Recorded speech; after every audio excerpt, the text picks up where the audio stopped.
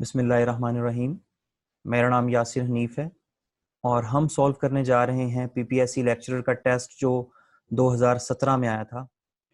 तो बगैर किसी ताखीर के टेस्ट की तरफ चलते हैं। क्वेश्चन नंबर 1 है, the statement that magnetic field lines form close loop is direct consequence of. In general magnetic field lines जो हैं ये क्लोज लूप की फॉर्म में होती हैं। इसकी वजह ये है क्योंकि हम नॉर्थ पोल और साउथ पोल को सेपरेट नहीं कर सकते, यानी कि मैग्नेटिक मोनोपोल्स जो हैं वो एग्जिस्ट नहीं करते।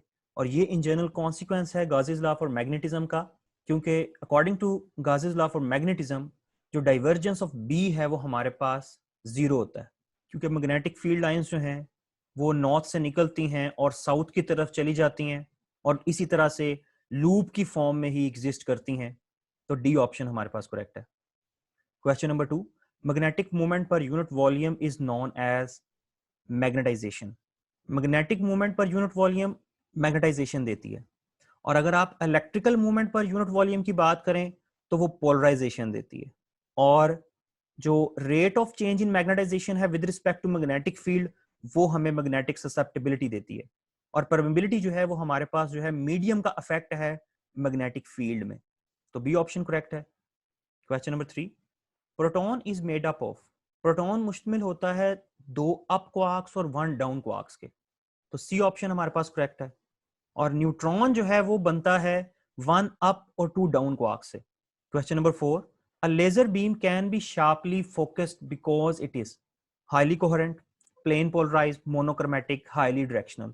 इन जनरल ये चारों प्रॉपर्टीज जो हैं वो लेजर लाइट की हैं, लेकिन क्योंकि फोकस्ड की बात की गई है तो फोकस्ड लाइट हमेशा उसी वक्त होगी जब आप लाइट को हाईली डायरेक्शनल जनरेट करते हैं।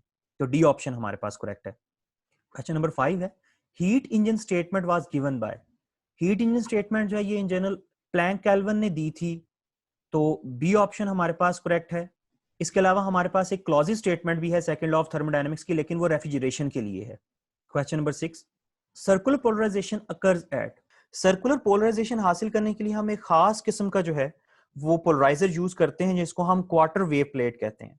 और उसमें अगर आप 45 डिग्री के साथ प्लेन पोलराइज बीम जो है वो सेंड करें तो उसके आउटपुट पे हमारे पास जो है वो सर्कुलर पोलराइजेशन जो है वो हासिल होती है। तो सी ऑप्शन जो है वो हमारे पास करेक्ट है यहाँ पे। क्वेश्चन नंबर 7 है, nose bleeding at high altitudes occur due to. जैसे जैसे हम जमीन की सरफेस से बुलंदी की तरफ जाएंगे तो जो एटमॉस्फेरिक प्रेशर है वो कम होना शुरू हो जाता है, और एक खास सर्टन हाइट के ऊपर जाकर वो इतना रिड्यूस हो जाता है बॉडी के इंटरनल प्रेशर के अगेंस्ट कि जो बॉडी का जो इंटरनल प्रेशर है वो इस हद तक बढ़ जाता है कि जो ब्लड है वो बाहर की तरफ रश आउट करता है। और नोज जो है ये एक ऐसी ओपनिंग है जहां से जो है वो ब्लड फ्लो करना शुरू कर देता है। तो इसका हमारे पास जो करेक्ट आंसर है वो भाई ए ऑप्शन है कि हाई ऑल्टीट्यूड्स पे प्रेशर इनसाइड द बॉडी जो है वो ज्यादा होता है एटमॉस्फेरिक प्रेशर के मुनासबत से, इस वजह से नोज जो है वो ब्लीड करना शुरू कर देता है। Question number 8, distance between two consecutive nodes is. Two consecutive nodes और टू कंसेक्टिव एंटी नोड्स के दरमियान जो डिस्टेंस है वो हमारे पास होता है भाई लैम्डा बाय 2। सी ऑप्शन हमारे पास करेक्ट है। बट अगर डिस्टेंस लिया जाए टू कंसेक्टिव नोड और एंटी नोड के दरमियान तो देन हमारे पास जो है वो डिस्टेंस लैम्डा बाय 4 होगा, और ये in general specifically stationary waves के लिए है। Question number 9, when a proton capture neutron it makes one deuteron and a gamma particle. तो भाई जब भी प्रोटॉन और न्यूट्रॉन मिक्सअप होते हैं ड्यूट्रॉन बनाने के लिए तो इस फ्यूजन के अमल में गैमा रे एमिट आउट होता है और उसकी एनर्जी जो है वो नियरली 2.2 मेगा इलेक्ट्रॉन वोल्ट के इक्विवेलेंट होती है। तो ए ऑप्शन हमारे पास करेक्ट है। Question number 10, work done to stop the motion of a car is equal to. According to law of conservation of energy किसी कार को रोकने के लिए जो आप काम करोगे वो असल में कार की काइनेटिक एनर्जी से कन्वर्ट होकर आएगा। तो फिर हम ये कह सकते हैं कि कार को रोकने में जो हमारा काम है वो इक्विवेलेंट होगा लॉस इन काइनेटिक एनर्जी के। इन जनरल ये जो काम हो रहा है ये अगेंस्ट द फ्रिक्शन हो रहा है, यानी कि वो जो काइनेटिक एनर्जी थी वो कार को रोकने में इस्तेमाल हो गई, और कार रुक किसके अगेंस्ट रही है? फ्रिक्शन के अगेंस्ट। तो ये जो in general work done to stop the motion of car है ये in general work done against friction है, और ये किस तरह से आ रहा है? By the loss in kinetic energy. Question number 11, two blocks of mass capital M and small m with capital M is greater than small m are connected by light string. The string passes over a frictionless pulley of negligible mass so that the blocks hang vertically. The blocks are released from rest. What is the acceleration of the block of mass m? ये general एटवर्ड machine की बात हो रही है, और एटवर्ड machine में जो acceleration है वो स्मॉल ऑब्जेक्ट के लिए या हैवी ऑब्जेक्ट के लिए हमेशा सेम होता है, और उसे हम कैलकुलेट करते हैं कुछ इस तरह से कि हम दोनों के लिए जो है वो इक्वेशंस डिफाइन करेंगे, देन हम उन इक्वेशन से जो है कैलकुलेशंस करते हुए एक्सेलरेशन फाइंड आउट करेंगे, और वो हमारे पास आएगा भाई कैपिटल M माइनस M, यानी कि जो ग्रेटर मैस वाला पार्टिकल है उसमें से आपने सब्ट्रैक्ट करना है स्मॉल मैस वाले पार्टिकल के मैस को, और उसे मल्टीप्लाई कर देना है g से, और देन डिवाइड कर देना है टोटल मैस से। तो इसके अकॉर्डिंगली हमारे पास जो है वो ए ऑप्शन करेक्ट है यहाँ पे। इसके अलावा जो हाफ एटवर्ड मशीन होती है, यानी कि ऐसी मशीन जिसमें एक ऑब्जेक्ट जो है वो हॉरिजॉन्टल किसी टेबल के ऊपर रखा हुआ हो और दूसरा जो है वो वर्टिकली हैंग हो, देन हमारे पास जो एक्सेलरेशन है उस सिस्टम के लिए वो capital M g divide by capital M plus m, यानी कि बी ऑप्शन होगी हाफ एटवर्ड मशीन के लिए, जिसमें एक ऑब्जेक्ट जो है वो हॉरिजॉन्टल हो और दूसरा जो है वो वर्टिकल मूव कर रहा हो। Question number 12, monopoles can not exist according to which Maxwell equations. तो भाई ये जो हमारे पास बी ऑप्शन में गाजीज लॉ फॉर मैग्नेटिज्म लिखा हुआ है, divergence of B is equal to 0, ये गारंटी करता है कि नॉर्थ पोल और साउथ पोल को हम सेपरेट आउट नहीं कर सकते। उनकी जो फील्ड लाइंस हैं वो नॉर्थ से शुरू होंगी, साउथ तक जाएंगी और क्लोज लूप में फ्लो करेंगी, तो जो है बी ऑप्शन यहाँ पे करेक्ट है। Question number 13, magnitude of 5 Newton and 7 Newton forces can give the resultant of. अब भाई मैक्सिमम जो इन दोनों फोर्सेस का हो सकता है वो है हमारे पास 5 न्यूटन प्लस 7 न्यूटन जो कि है जी 12 न्यूटन, और मिनिमम जो पॉसिबल है वो है इनका डिफरेंस लेके जब ये ऑपोजिट डायरेक्शन में हो 7 न्यूटन माइनस 5 न्यूटन, और वो इक्वल होगा 2 न्यूटन के, यानी कि मैक्सिमम पॉसिबल आंसर इन दोनों से हम हासिल कर सकते हैं 12 न्यूटन, और मिनिमम पॉसिबल आंसर हम हासिल कर सकते हैं 2 न्यूटन। मैक्सिमम तब होगा जब ये दोनों फोर्सेस जो हैं ये पैरेलल यानी कि सेम डायरेक्शन में एक्ट कर रही हूं, और मिनिमम कब होगा जब ये दोनों फोर्सेस ऑपोजिट डायरेक्शन में एक्ट कर रही हूं। तो भाई आंसर जो है वो करेक्ट है जो कि 2 न्यूटन और 12 न्यूटन के दरमियान में एग्जिस्ट करता है, यानी कि 10 न्यूटन, और सी ऑप्शन हमारे पास यहाँ पे करेक्ट है। क्वेश्चन नंबर 14 है atomic packing fraction of FCC is. In general हमारे पास क्यूबिक सिस्टम में 3 किस्म के जो हैं वो स्ट्रक्चर्स हैं। एक हमारे पास जो है वो सिंपल क्यूबिक स्ट्रक्चर है, एक हमारे पास जो है वो बॉडी सेंटर्ड है, एक हमारे पास जो है वो फेस सेंटर्ड क्यूबिक स्ट्रक्चर है। और अगर आप इन तीनों का मुआवजा करें तो सबसे ज्यादा पैकिंग जो है एटम्स की वो फेस सेंटर्ड के अंदर होती है। तो सबसे ज्यादा पैकिंग फ्रैक्शन जो है वो लाजमी तौर पे फेस सेंटर्ड की होगी, और इसकी वैल्यू जो है हमारे पास होती है जी 0.74। और अगर आप बॉडी सेंटर्ड की बात करते हैं तो उसकी हमारे पास जो वैल्यू है वो 0.68 है, क्योंकि उसमें जो पैकिंग है वो जरा रिड्यूस हो जाती है, एटम्स जो है एक से ज्यादा वे हैं, एटम की जो पैकिंग है वो उसमें कम है, और सबसे कम जो पैकिंग है वो सिंपल क्यूबिक के अंदर है, और उसकी वैल्यू हमारे पास 0.52 है। Question number 15, which colour has more resolution in optical microscopy. In general resolution ज्यादा होती है ऐसी लाइट के लिए जिसकी वेवलेंथ कम से कम हो। जितनी वेवलेंथ कम होगी रेजोल्यूशन जो है उसके अकॉर्डिंगली हमारे पास ज्यादा आएगी, क्योंकि हमारे पास जो रिलेशन है रिजॉल्विंग पावर का वो है जी हमारे पास d डिवाइड बाय 1.22 लैम्डा एक सिंपल माइक्रोस्कोप के लिए। तो फिर हम कह सकते हैं जिसकी सबसे शॉर्टेस्ट वेवलेंथ है उसकी रेजोल्यूशन ज्यादा होगी, तो वो सबसे शॉर्ट वेवलेंथ यहाँ पर जो है वो ब्लू कलर की है, तो ए ऑप्शन जो है वो हमारे पास करेक्ट है। Question number 16, X OR gate is combination of. In general X OR gate बनता है 2 नॉट गेट से, 2 एंड गेट से और 1 और गेट से। तो इन जनरल हमारे पास फिर जो करेक्ट ऑप्शन है वो है जी सी ऑप्शन, और गेट, एंड गेट और नॉट गेट के कॉम्बिनेशन से जो है वो हम एक्स और गेट को बनाते हैं। Question number 17, work done in circular motion after a complete cycle is 0। In general circular motion में हमारे पास जो नेट डिस्प्लेसमेंट है वो 0 होती है, क्योंकि ऑब्जेक्ट जो है वो बार बार एक ही पॉइंट से गुजरता है, तो उसकी नेट डिस्प्लेसमेंट 0 होती है, जिसकी वजह से वर्क डन जो है वो जीरो होता है। और इसको हम कुछ इस तरह से भी एनालाइज कर सकते हैं कि जो सेंट्रीपिटल फोर्स है हमारी वो हमेशा डिस्प्लेसमेंट के साथ परपेंडिकुलर होती है, क्योंकि डिस्प्लेसमेंट और वेलोसिटी जो है वो टेंजेंशियल होते हैं और सेंट्रीपिटल फोर्स जो है वो रेडियल एक्ट करती है और रेडियस और टेंजेंट के दरमियान हमेशा 90 डिग्री का एंगल होगा सर्कुलर मोशन के लिए। तो देन हमारे पास वर्क डन जो है वो जीरो होगा फोर्स और डिस्प्लेसमेंट के दरमियान एंगल 90 डिग्री होने की वजह से। तो सी ऑप्शन हमारे पास यहाँ पे करेक्ट है। Question number 18. Magnetic force on a charged particle is maximum when angle between velocity and magnetic field is. In general जो force किसी charged particle पे act करती है जब वो velocity v के साथ magnetic field b में move करता है, वो relation है हमारे पास F is equal to Q v cross b। और अगर आप इसे क्रॉस प्रोडक्ट ओपन करो तो हमारे पास आ जाएगा जी मैग्नीट्यूड फोर्स की Q v b sine of theta. और थीटा जो है वो एंगल है वेलोसिटी और मैग्नेटिक फील्ड के दरमियान, और यहाँ पर साइन थीटा है, तो अगर एंगल जो है वो 90 डिग्री होगा तो हमारी फोर्स जो है वो मैक्सिमम होगी। तो ए ऑप्शन हमारे पास करेक्ट है। Question 19. Quanta for vibration in solid lattice is known as. Solid lattice में हमारे पास जो वाइब्रेशंस का क्वांटा है वो इन जनरल फोनोन्स हैं, तो भाई हमारे पास बी ऑप्शन करेक्ट है।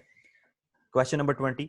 Rate of decay of radioactive element with time remain constant, decrease linearly, increases exponentially, decreases exponentially. In general radioactivity का जो प्रोसेस है वो with the passage of time Aahista Aahista Aahista number of particles जो हैं वो decay होते चले जाते हैं। तो हमारे पास जो रेट ऑफ डिके है उसका एक एक्सपोनेंशियली डिक्रीजिंग कर्व अपीयर होता है, जिसमें नंबर ऑफ पार्टिकल्स जो हैं वो with the passage of time जो है वो डिक्रीज कर रहे हैं। तो डी ऑप्शन हमारे पास करेक्ट है, क्योंकि रेडियोएक्टिविटी की वजह से नंबर ऑफ एटम्स जो है वो with the passage of time जो है वो कम होते चले जाते हैं। Question 21. The armature current in DC motor is maximum when the motor has just started.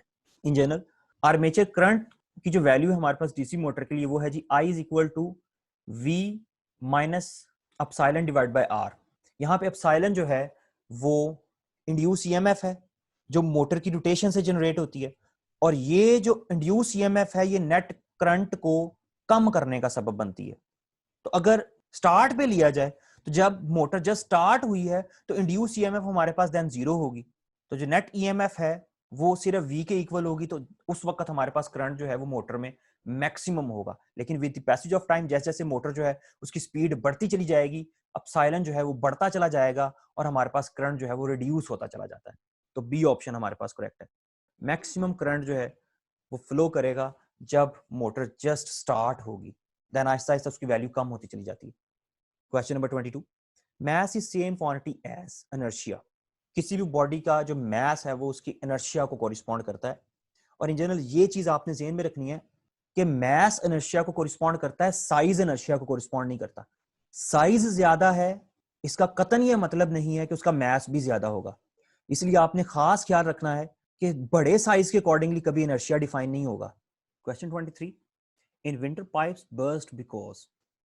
In general सर्दियों में पाइप्स वाटर की जो एनोमलस एक्सपेंशन है उसकी वजह से बर्स्ट कर जाते हैं, तो बी ऑप्शन हमारे पास करेक्ट है। इन जनरल 0 डिग्री सेंटीग्रेड पर जाकर वाटर जो है वो एक्सपैंड करना शुरू कर देता है, जबकि पाइप जो है वो कॉन्ट्रैक्ट हो रहा होता है, तो पाइप के अंदर जो प्रेशर है वो बढ़ना शुरू हो जाता है, यहां तक के पाइप जो है बर्स्ट हो जाता है। और ये इन जनरल वाटर की एनोमलस एक्सपेंशन की वजह से है। वाटर को अगर आप ठंडा करें तो वो कंट्रैक्ट होना शुरू करता है, अप टू 4 डिग्री सेंटीग्रेड तक जो है ये कंट्रैक्शन चलती चली जाती है, लेकिन जैसे ही 4 डिग्री सेंटीग्रेड से आगे चलते हैं तो वाटर जो है वो एक्सपैंड करना शुरू कर देता है, और 0 डिग्री सेंटीग्रेड पर जाकर वो फुली एक्सपैंड कर चुका होता है। और वाटर की ये जो एनोमलस एक्टिविटी है ये नेचर में उसकी बहुत ही खूबसूरत फीचर के तौर पर है। Question number 24. Mention the significance of zeroth law of thermodynamics. In general zeroth law of thermodynamics जो है वो हमें टेम्परेचर की डेफिनेशन देता है कि किस तरह से हम थर्मल इक्विलिब्रियम को मेंटेन करते हुए टेम्परेचर को मेजर कर सकते हैं। ए ऑप्शन हमारे पास करेक्ट है। क्वेश्चन 25 है, if in Young's double slit experiment the distance between the two slits is half and the distance between the slit and the screen is doubled, then the fringe width will become। Fringe width जो है जो कि in general delta Y है वो हमारे पास equal होता है lambda into L divide by D. Lambda हमारे पास वेवलेंथ है, एल जो है वो स्लिट और स्क्रीन के दरमियान डिस्टेंस है, और डी जो है वो हमारे पास स्लिट्स के दरमियान डिस्टेंस है। और अगर आप डी को हाफ कर रहे हो और एल को डबल कर रहे हो तो हमारे पास जो फ्रिंज स्पेसिंग है वो इन जनरल 4 टाइम्स इंक्रीज कर जाएगी। तो हमारे पास सी ऑप्शन करेक्ट है। Question number 26, a moderator in a nuclear reactor is used to. Moderator को हम इस्तेमाल करते हैं जो न्यूक्लियर रिएक्टर है उसमें जो फिशन रिएक्शन हो रहा है उसमें जो जनरेट होने वाले न्यूट्रॉन्स हैं उनकी स्पीड को कम करने के लिए, क्योंकि फर्दर न्यूक्लियर रिएक्शंस करवाने के लिए हमें जो न्यूट्रॉन्स रिक्वायर है उनकी स्पीड कम होनी चाहिए ताकि वो फिशन रिएक्शन को करवा सकें बाय यूजिंग यूरेनियम 235। तो हम मॉडरेटर को यूज करते हैं न्यूट्रॉन्स को स्लो करने के लिए। तो सी ऑप्शन हमारे पास करेक्ट है।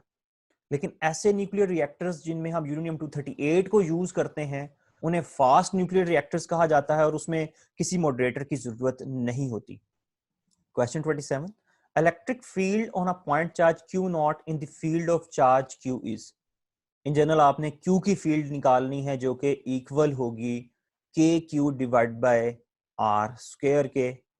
तो सी ऑप्शन हमारे पास करेक्ट है।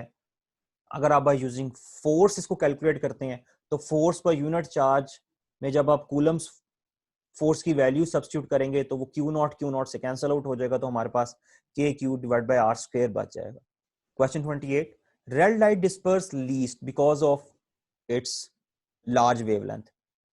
ए ऑप्शन हमारे पास करेक्ट है। इन जनरल डिस्पर्शन का फिनोमेना अकर करता है आफ्टर रिफ्रैक्शन। लाइट रिफ्रैक्ट होती है, जब लाइट रिफ्रैक्ट होती है तो वो अपने डिफरेंट कलर्स में डिवाइड हो जाती है और इस स्प्लिटिंग को हम जो है वो डिस्पर्शन कहते हैं। अब रेड लाइट की जो वेवलेंथ है वो बहुत ज्यादा होती है, इस वजह से वो लेस रिफ्रैक्ट होती है और लेस रिफ्रैक्ट होगी तो उसकी डिस्पर्शन जो है वो कम होती है। जबकि जो शॉर्टर वेवलेंथ वाली लाइट है वो ज्यादा रिफ्रैक्ट होती हैं और जितना ज्यादा रिफ्रैक्ट होंगी उतनी ज्यादा डिस्पर्स होंगी, फैलती चली जाएंगी। तो यहां पर हमारे पास जो है ए ऑप्शन करेक्ट है, यानी कि डिस्पर्शन को रिस्पॉन्ड करती है वेवलेंथ को। जितनी ज्यादा वेवलेंथ है उतनी लेस डिस्पर्शन है, जितनी कम वेवलेंथ है उतनी ज्यादा डिस्पर्शन है। Question 29, electromagnetic waves carry no charge. Electromagnetic wave in general electromagnetic radiations हैं और इनमें किसी किस्म का कोई चार्ज नहीं होता। तो सी ऑप्शन हमारे पास करेक्ट है। Question 30, photodiode works on. Photodiode एक स्पेशली डिजाइन डायोड है जिसको हम इस्तेमाल करते हैं लाइट की डिटेक्शन के लिए और ये काम करता है रिवर्स बायस कंडीशन में। तो ए ऑप्शन हमारे पास करेक्ट है। Question 31, which wave can not be polarise. Transverse waves polarise हो सकती हैं, लॉन्गिट्यूडनल वेव्स पोलराइज नहीं होती। साउंड वेव्स जो हैं वो लॉन्गिट्यूडनल वेव्स हैं। तो डी ऑप्शन हमारे पास करेक्ट है। Question 32, in the equation PV is equal to NRT the unit of R is. In general जो पीवी है उसका यूनिट हमारे पास जूल है, एन का यूनिट मोल है, आर जो है उसका यूनिट हमने फाइंड आउट करना है और टी जो है उसे हम ऐसे यूनिट्स में केल्विन से डिफाइन करते हैं। तो आर का यूनिट हमारे पास आ जाएगा जूल पर केल्विन पर मोल, यानी कि बी ऑप्शन हमारे पास करेक्ट है। Question 33, most efficient detector is. Solid state detector जो है वो मोस्ट एफिशिएंट डिटेक्टर है। ये बहुत फास्टली काउंटिंग करता है और फास्टली हमें रिजल्ट देता है और ये कुछ ऐसे पार्टिकल्स को भी डिटेक्ट कर सकता है जिन्हें बाकी डिटेक्टर्स जो हैं वो डिटेक्ट नहीं कर पाते। तो डी ऑप्शन हमारे पास करेक्ट है। Question 34, near sightedness can be cured by. In general near sightedness में लाइट रेज जो आईज के लेंसेज से एंटर होती हैं वो रेटिना पर फोकस नहीं होती बल्कि उससे पहले फोकस हो जाती हैं और वो जो आई है वो इमेज नहीं बना सकती प्रॉपर। तो इमेज को प्रॉपर रेटिना पर ले जाने के लिए हम डाइवर्जिंग लेंस यूज करते हैं, यानी कि कनकेव लेंस यूज करते हैं जो कि लाइट को थोड़ा डाइवर्ज करता है इस तरह से कि लाइट जो है वो प्रॉपर रेटिना पर फोकस हो सके ताकि वो जो ऑब्जेक्ट है उसको हम विजुलाइज कर सकें प्रॉपरली। तो डी ऑप्शन जो है वो हमारे पास करेक्ट है कि समहाउ हम डाइवर्जिंग लेंस को इस्तेमाल करते हुए जो है वो नियर साइटेडनेस को क्योर कर सकते हैं। और फार साइटेडनेस के लिए हम कन्वर्जिंग लेंस को यूज करते हैं, यानी कि देन हम कन्वेक्स लेंस को यूज करते हैं क्योंकि उसमें इमेज जो है वो रेटिना से अवे बनता है और यूजिंग कन्वर्जिंग लेंस हम जो है उसे रेटिना पर फोकस करते हैं। तो फार साइटेडनेस के लिए हम कन्वर्जिंग लेंस को यूज करते हैं और नियर साइटेडनेस के लिए हम डाइवर्जिंग लेंस को यूज करते हैं। Question 35, hydraulic jack is application of Pascal's law. Hydraulic jack in general Pascal law की एप्लीकेशन है, जिसमें हम स्मॉल एरिया पे स्मॉल फोर्स लगाकर लार्जर एरिया पे लार्जर फोर्स जो है वो हासिल कर सकते हैं, क्योंकि अकॉर्डिंग टू पास्कल लॉ जो प्रेशर है वो किसी भी फ्लूइड के अंदर इक्वली डिस्ट्रीब्यूटेड होता है। तो ए ऑप्शन हमारे पास करेक्ट है। Question 36, electric field of a hollow charge sphere is zero at. Hollow charge sphere के इंटीरियर में फील्ड जीरो होती है अकॉर्डिंग टू गाउसेस लॉ, क्योंकि इंटीरियर में कोई चार्ज नहीं है, और जहां चार्ज नहीं है वहां पर हमारे पास इलेक्ट्रिक फ्लक्स जो है वो जीरो होगा, और देन हम अगर उसके इंटीरियर में फील्ड कैलकुलेट करें तो वो भी हमारे पास जी जीरो होती है। तो बी ऑप्शन हमारे पास करेक्ट है। Question 37, two parallel wires carrying current in the opposite direction repel each other. दो वायर्स जो कि पैरेलल रखी गई हैं उनमें ऑपोजिट डायरेक्शन में करंट फ्लो कर रहा है तो वो एक दूसरे को रिपेल करेंगी, और अगर दो वायर्स जो कि पैरेलल रखी गई हैं और उनमें सेम डायरेक्शन में करंट फ्लो कर रहा है तो वो एक दूसरे को अट्रैक्ट करेंगी। Question 38, two waves of same frequency but amplitudes equal to A and 2a traveling in the same direction superimpose out of phase, the resultant amplitude will be। In general same frequency same direction यानी कि interference हो रही है, और interference भी कौन सी हो रही है, डिस्ट्रक्टिव इंटरफेरेंस हो रही है, क्योंकि ये दोनों वेव्स जो है ये आउट ऑफ फेस मिल रही हैं। तो अगर डिस्ट्रक्टिव इंटरफेरेंस है तो नेट एम्पलीट्यूड जो है वो दोनों वेव्स के एम्पलीट्यूड के डिफरेंस से आएगा। तो 2a माइनस a जो है वो हमारे पास इक्वल होगा a के, तो डी ऑप्शन हमारे पास करेक्ट है। Question 39, Newton's law of gravitation resembles. तो न्यूटन्स लॉ जो है वो रिजेंबल करता है कूलम्स लॉ से, कि जी अगर हमारे पास न्यूटन्स लॉ है F is equal to G m1 m2 divide by r square, तो हमारे पास कूलम्स लॉ है F is equal to k q1 q2 divide by r square. Newton's law जो है वो मैसेज के लिए है, और कूलम्स लॉ जो है वो हमारे पास चार्जेस के लिए है। बट न्यूटन्स लॉ जो है वो जस्ट अट्रैक्टिव नेचर को रिप्रेजेंट करता है, जबकि जो कूलम्स लॉ है वो अट्रैक्टिव और रिपल्सिव दोनों प्रॉपर्टीज रखता है। Question 40, change in momentum is independent of. Change in momentum यानी कि इंपल्स डिपेंड करती है मास पे, वेलोसिटी पे, एक्सेलरेशन पे, लेकिन वो डिस्प्लेसमेंट पे डिपेंड नहीं करती। तो डी ऑप्शन हमारे पास करेक्ट है। Question 41, when magnetic field has an equal and anti-parallel arrangement of spin orbit field, it is called फेरीमैग्नेटिज्म।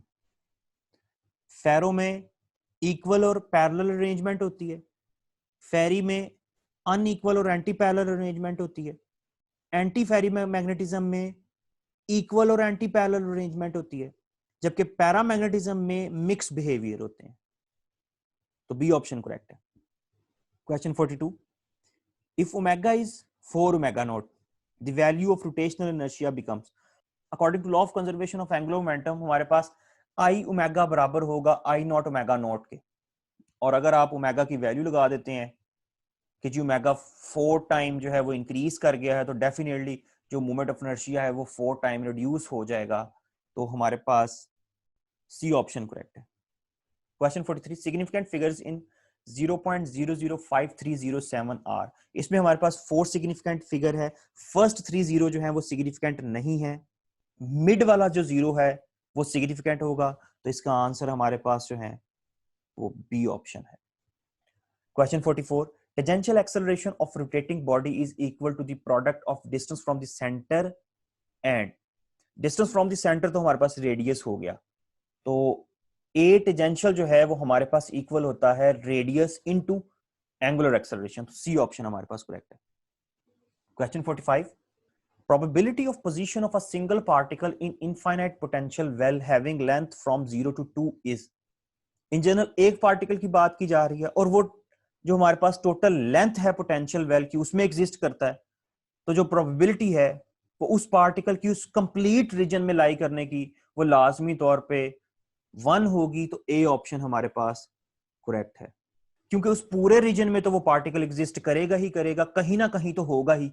अगर डेफिनेट कहा जाता कि लेंथ जो है वो 0 से 2 है, लेकिन आपने प्रोबेबिलिटी कैलकुलेट करनी है 0 से 1 तक, देन तो कैलकुलेशंस हम कर सकते थे, लेकिन अब तो होल रीजन में तो वो एग्जिस्ट करेगा ही करेगा, तो प्रोबेबिलिटी उसकी जो है वो 100% यानी कि 1 होगी, तो ए ऑप्शन करेक्ट है।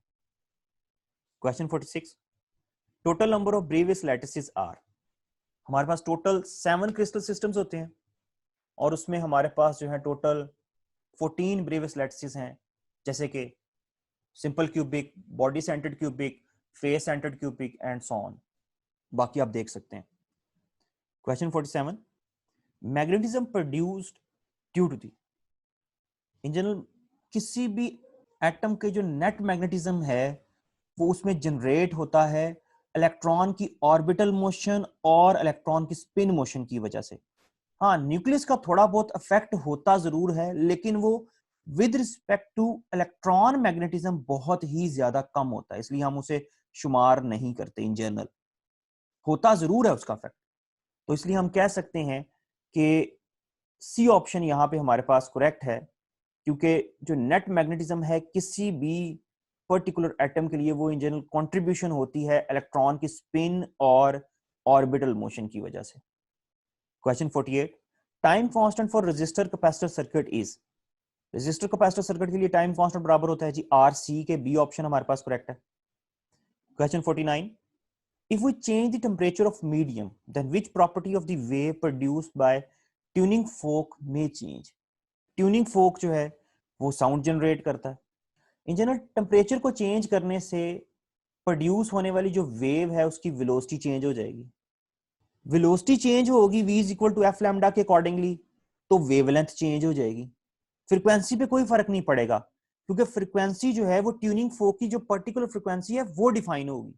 और एम्पलीट्यूड पे फर्क इसलिए नहीं पड़ेगा कि वो ऑब्जेक्ट जो ट्यूनिंग फोक को ऑसिलेट करवा रहा है वो जितनी ज्यादा एनर्जी से ऑसिलेट करवाएगा वो एम्पलीट्यूड को कोरिस्पॉन्ड करेगा। तो टेम्परेचर जो है वो फिर वेवलेंथ पे ही इफेक्ट कर सकता है। टाइम पीरियड इसलिए चेंज नहीं होगा क्योंकि वो फ्रीक्वेंसी से आएगा, T is equal to 1/f। तो सी ऑप्शन हमारे पास यहां पे करेक्ट है। Question 50, a system can do work by losing heat while no heat is given as an output, it is the clear violation of second law of thermodynamics। D option इसके लिए हमारे पास correct है। In general ये energy का flow possible है according to first law of thermodynamics, कि heat flow कर रही है और वो वर्क में चेंज हो रही है। According to law of conservation of energy ये पॉसिबल है, लेकिन सेकंड लॉ ऑफ थर्मोडायनेमिक्स इस चीज की इजाजत नहीं देता कि वर्क डन तो आप हासिल कर लें लेकिन कोई हीट जाया ना हो रही हो, कि कोई हीट जो है कोल्ड रेजर्वायर की तरफ ना जा रही हो। ऐसा मुमकिन नहीं है according to second law of thermodynamics, तो डी ऑप्शन करेक्ट है। Question 51, unstable particles whose mass greater than proton are known as hyprons। C option हमारे पास करेक्ट है। हाइप्रॉन्स इन जनरल बेरियंस हैं, लेकिन इनका मास थोड़ा सा प्रोटॉन से ज्यादा होता है, और इनकी अनस्टेबिलिटी की जो मेन वजह है वो ये जिन 3 क्वार्क्स के कॉम्बिनेशन से बनते हैं उनमें हमारे पास एक पर्टिकुलर स्ट्रेंज क्वार्क होता है जो कि इनके स्ट्रक्चर को अनस्टेबल बना देता है। तो सी ऑप्शन हमारे पास करेक्ट है। Question 52, an electron moving toward the north enters a magnetic field directed toward the north, the force on the electron will be। In general according to F is equal to Q V cross B, जो हमारे पास relation है जिसमें force अमल करती है जब कोई charge particle magnetic field में move कर रहा हो, उसके अकॉर्डिंगली क्योंकि V और B के दरमियान क्रॉस प्रोडक्ट है और क्रॉस प्रोडक्ट से हमारे पास रिलेशन आ जाएगा Q V B sine theta. और अगर चार्ज पार्टिकल की डायरेक्शन ऑफ मोशन और मैग्नेटिक फील्ड की जो डायरेक्शन है वो सेम है तो थीटा जो है वो 0 होगा और साइन 0 जो है वो वैनिश कर जाएगा, तो नेट फोर्स जो इलेक्ट्रॉन पे एक्ट करेगी वो भाई 0 होगी। तो डी ऑप्शन हमारे पास करेक्ट है। Question 53, when the velocity of a particle moving in a uniform magnetic field becomes double then the force on it becomes। तो भाई फोर्स हमारे पास चार्ज पार्टिकल पे जो एक्ट करती है मैग्नेटिक फील्ड के अंदर वो है जी F is equal to Q V cross B. तो अगर V डबल हो जाएगी तो डेफिनेटली फोर्स B डबल हो जाएगी। बी ऑप्शन करेक्ट है। Question 54, function of a rectifier is to convert AC into DC। Rectifier जो है वो AC को DC में चेंज करता है और हम एक सिंपल डायोड को एज अ रेक्टिफायर यूज कर सकते हैं, यानी कि हम डायोड को इस्तेमाल करते हुए AC को DC में कन्वर्ट कर सकते हैं। लेकिन अगर हमने DC को AC में कन्वर्ट करना है तो उसके लिए फिर हम स्पेशल ऑसिलेटर्स यूज करते हैं जो कि इंडक्टर और कैपेसिटर के कॉम्बिनेशन से बनाए जाते हैं। Question 55, electric flux will be negative when electric lines of force are. Outward flow हमेशा पॉजिटिव होता है, इनवर्ड फ्लो हमेशा नेगेटिव होता है, साइक्लिक फ्लो हमेशा जीरो होता है। तो बी ऑप्शन हमारे पास करेक्ट है। Question 56, the quantum number n is most closely associated with what property of the electron in a hydrogen atom. तो भाई जो क्वांटम नंबर n है वो इन जनरल कोरिस्पॉन्ड करता है एनर्जी को। एजीम्यूथल क्वांटम नंबर l जो है वो in general orbital angular momentum को कोरिस्पॉन्ड करता है इलेक्ट्रॉन के, और स्पिन एंगुलर मोमेंटम को कोरिस्पॉन्ड करता है स्पिन क्वांटम नंबर s, और मैग्नेटिक प्रॉपर्टीज को डिफाइन करता है m, जिसको हम मैग्नेटिक क्वांटम नंबर भी कहते हैं किसी भी इलेक्ट्रॉन के लिए with an atom. Question 57, which of the following are not electromagnetic waves. In general cathode rays जो हैं वो इलेक्ट्रोमैग्नेटिक इन नेचर नहीं है, ये इन जनरल इलेक्ट्रॉन्स हैं जो कि फ्लो कर रहे होते हैं डिस्चार्ज ट्यूब में नेगेटिव प्लेट से पॉजिटिव प्लेट की तरफ। तो सी ऑप्शन करेक्ट है। Question 58, the people prefer to wear white clothes during summer because white colour reflect more and absorb less. इसकी वजह से क्योंकि ये लाइट को रिफ्लेक्ट कर देता है, हीट एनर्जी को एब्सॉर्ब नहीं करता, इस वजह से ये ज्यादा इस्तेमाल होता है सर्दियों में व्हाइट कलर जो है। तो ए ऑप्शन हमारे पास करेक्ट है। Question 59, main difference between stationary and progressive wave is energy. In general stationary waves जो है ये ऐसी वेव हैं जिनमें हमारे पास नोड्स और एंटी नोड्स का स्ट्रक्चर आता है, और एनर्जी जो है वो दो नोड्स के दरमियान ठहर के रह जाती है, फ्लो नहीं कर पाती, और वहीं पर फ्लक्चुएट करती रहती है एंटीनोड की फॉर्म में। Potential energy kinetic energy, kinetic energy potential energy में चेंज होती रहती है। लेकिन प्रोग्रेसिव वेव के अंदर एनर्जी जो है वो फ्लो करती है एक पॉइंट से सर्टन सेकंड पॉइंट की तरफ। तो बी ऑप्शन हमारे पास करेक्ट है। Question 60, due to increase of temperature Fermi level in N type materials move towards.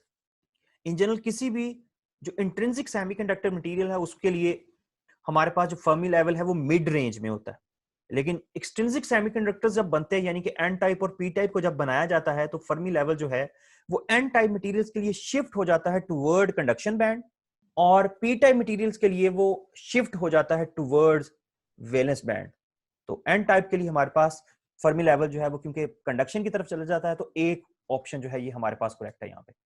Question 61, a body of mass m moving with velocity v makes a head-on collision with another body of mass 2m which is initially at rest.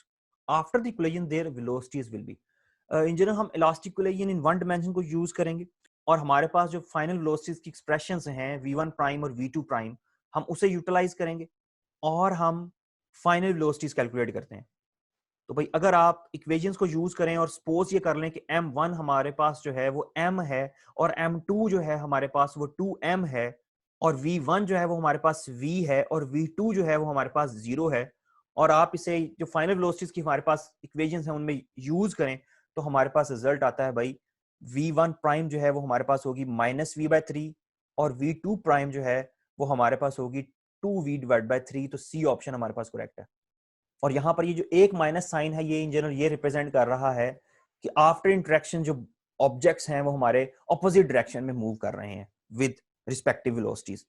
Question 62, a body of mass m moving with velocity v collides elastically with another body of the same mass and velocity v/2 and stick to it. The velocity of the compound body after collision is। हमारे पास दो objects हैं, दोनों का mass same है लेकिन velocity जो है वो डिफर कर रही है। ये दोनों ऑब्जेक्ट्स आपस में टकराते हैं, टकराने के बाद दोनों इकट्ठे मूव करते हैं, दोनों की जो वेलोसिटी है टकराने के बाद सेम है, और वो जो फाइनल वेलोसिटी है जब वो इकट्ठे मूव करते हैं वो हमने कैलकुलेट करनी है। तो इसे हम कैलकुलेट करते हैं by using law of conservation of momentum. हम वैल्यू सब्स्टिट्यूट करते हैं, देन जो है थोड़ा सा मैथमेटिकल प्ले है जिसके बाद हमारे पास रिजल्ट आ जाता है जी। तो जो फाइनल वेलोसिटी हमारे पास होगी जी कंबाइंड बॉडी की वो है जी 3v/4 यानी कि बी ऑप्शन करेक्ट है।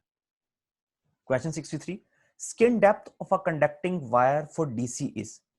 स्किन डेप्थ को इन जनरल हम डिफाइन करते हैं एसी करंट के लिए, और इन जनरल ये रिप्रेजेंट ये करती है कि how closely electric current flows along the surface of a material.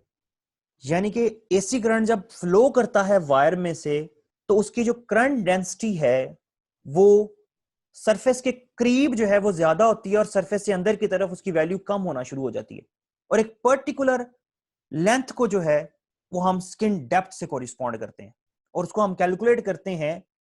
Del जो है वो हमारे पास इक्वल होता है square root rho divide by pi F mu R into mu naught के। और यहाँ पे फ्रीक्वेंसी जो है वो एसी करंट की फ्रीक्वेंसी है, लेकिन क्योंकि हम डीसी की बात कर रहे हैं तो डीसी की फ्रीक्वेंसी 0 होगी, और अगर आप स्किन डेप्थ उसके लिए कैलकुलेट करें तो वो है जी हमारे पास इन्फिनिट।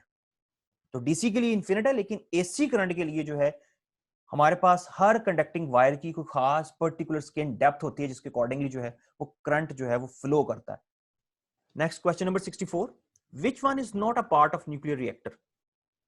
कंट्रोल रोड्स, मॉडरेटर्स और कंडेंसर को हम यूज करते हैं न्यूक्लियर रिएक्टर्स में, जबकि एक्सेलरेटर्स जो हैं उसे हम इस्तेमाल नहीं करते। तो सी ऑप्शन यहां पे हमारे पास करेक्ट है। Question 65, more sugar will be collected at. In general ये क्वेश्चन कोरिस्पॉन्ड करता है वैल्यू ऑफ जी के अकॉर्डिंगली, कि जहां जी की वैल्यू ज्यादा होगी वहां शुगर का वेट जो है वो ज्यादा होगा और हम ज्यादा sugar as a weight collect कर सकते हैं। मैथ तो सेम रहेगा हर जगह पे, हाँ, लेकिन वेट कहां पर ज्यादा होगा? तो भाई जहां जी की वैल्यू ज्यादा होगी वहां वेट ज्यादा होगा, और जी की वैल्यू जो है वो पोल्स पर मैक्सिमम होती है, सेंटर पे 0 होती है, इक्वेटर पे नॉर्मल वैल्यू से थोड़ा कम होती है, और मून पे जो है वो जमीन के अकॉर्डिंगली वैल्यू 6 टाइम कम है। तो जनरल बी ऑप्शन यहां पे हमारे पास करेक्ट है कि पोल्स पे जो है वो शुगर का वेट जो है वो ज्यादा होगा, लेकिन मैथ जो है वो हर जगह पर सेम रहेगा। Question 66, a car travels with 60 km per hour towards north and suddenly turn towards another direction with same speed. What will be the average speed after 2 hours? तो भाई सेम स्पीड से move कर रहा है, uniform speed है, direction change हुई है, उसने स्पीड पूछी है, तो स्पीड जो है वो 2 घंटे के बाद भी 60 किलोमीटर पर आवर ही होगी, क्योंकि उसने कहा है सेम स्पीड से मूव करता चला जा रहा है। तो सी ऑप्शन करेक्ट है। Question 67, pitch of the sound is closely related to.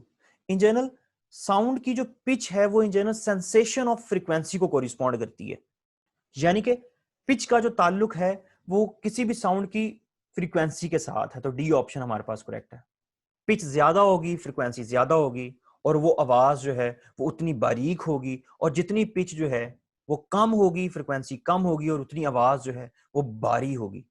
Question 68, the critical temperature for semiconductor is the temperature at which the electrical resistivity of a metal becomes zero और drop to zero। यानी कि हमारे पास critical temperature पे जाके super conductors जो है उनकी resistivity vanish कर जाती है। ए ऑप्शन जी करेक्ट है।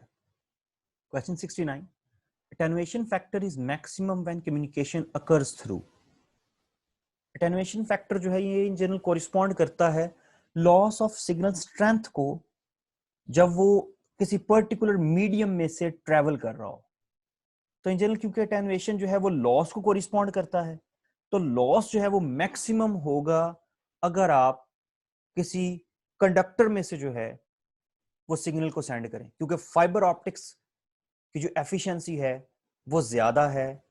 इसी तरह से वायरलेस और सैटेलाइट जो कम्युनिकेशंस हैं वो भी कंडक्टर्स यानी कि वायर्स के थ्रू जो कम्युनिकेशन होती है उससे बेटर हैं। तो मैक्सिमम अटेन्युएशन जो है वो थ्रू वायर्स होगी, यानी कि जब आप कंडक्टर्स के थ्रू जो है वो सिग्नल को ट्रांसमिट करते हैं। तो ए ऑप्शन यहां पे हमारे पास करेक्ट है।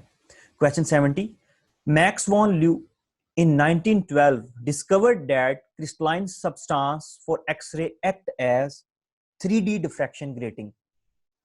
तो सी ऑप्शन हमारे पास करेक्ट है। देन डब्ल्यू एच ब्रैग और डब्ल्यू एल ब्रैग ने इनको प्रॉपर स्टडी किया और उन्होंने अपनी मशहूर इक्वेशन दी 2D sin theta is equal to N lambda, और देन उसको यूज करते हुए बहुत से जो क्रिस्टलाइन स्ट्रक्चर्स हैं उनको स्टडी किया गया, और जिनमें से सबसे एक अहम स्ट्रक्चर जो कि एक्सरेज को ही यूज करके स्टडी किया गया वो है हमारे पास डबल हेलिक्स स्ट्रक्चर डीएनए का। यानी कि ये जो डिस्कवरी थी इसने फिजिक्स को यूज करते हुए मेडिकल फील्ड में बहुत सी राहें जो हैं वो ओपन कर दी थी। Question 71, which of the following sets of quantum number is not allowed? A option, n is equal to 3, l is equal to 1, m is equal to 2। n 3 है तो इसका मतलब है l की जो पॉसिबल वैल्यूज हैं वो हमारे पास 0, 1 और 2 है, और अगर l 1 है तो इसके लिए m की वैल्यू जो है वो हमारे पास होगी 0 + -1। तो ए ऑप्शन में हमारे पास M2 है जो कि पॉसिबल नहीं है L = 1 के लिए। तो इन जनरल ए ऑप्शन जो है वो अलाउड स्टेट्स को रिप्रेजेंट नहीं करती। बाकी जो स्टेट्स हैं L1 M-1 पॉसिबल है, L0 M0 पॉसिबल है, L2 M+-2 पॉसिबल है, क्योंकि M की जो वैल्यूज हैं वो L के अकॉर्डिंगली डिफाइन की जाती हैं और L की वैल्यू जो है वो N के अकॉर्डिंगली डिफाइन की जाती हैं। तो यहां पर ए ऑप्शन करेक्ट है जी। Question 72, twinkling of stars is due to.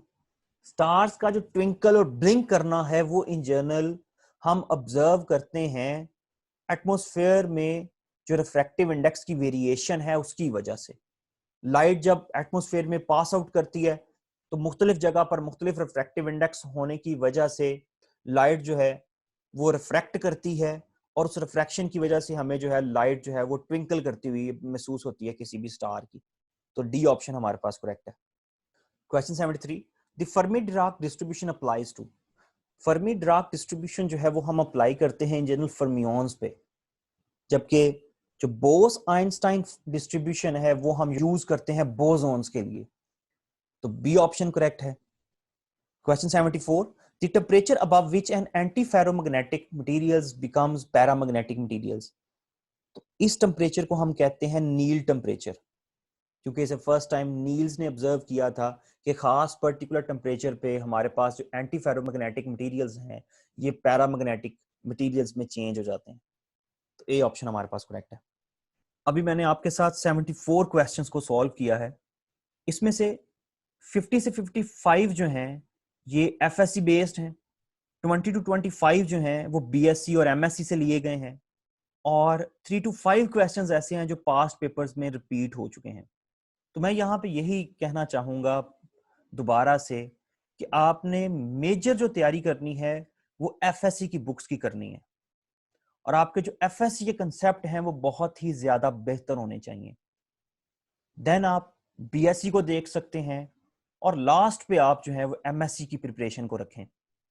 इसके अलावा भाई कोई भी चीज उस वक्त तक मुश्किल नहीं होती जब तक आप उसे अपने जहन में मुश्किल ना समझना शुरू कर दें, और सबसे ज्यादा खराबी जो है वो ये जहन की खराबी है। आप हर चीज अचीव कर सकते हैं अगर आप इस चीज पर बिलीव रखते हैं कि आप कर सकते हैं। तो अपने आप को धोखा मत दीजिएगा, बेहतर तरह से प्रिपरेशन करें ताकि आप कामयाब हो सकें। लास्ट में मैं अगेन यही कहूंगा कि फर्स्ट ईयर और सेकेंड ईयर की जो फिजिक्स की बुक है वो अच्छी तरह से तैयार करें, हर कंसेप्ट के ऊपर फोकस करें, साइड इंफॉर्मेशन के ऊपर फोकस करें, समरीज को पढ़ें, रिजल्ट्स को पढ़ें, इक्वेशंस को याद करें, बेसिक इक्वेशंस को, यहां तक कि शॉर्ट क्वेश्चंस को भी एक दफा रिवाइज करें।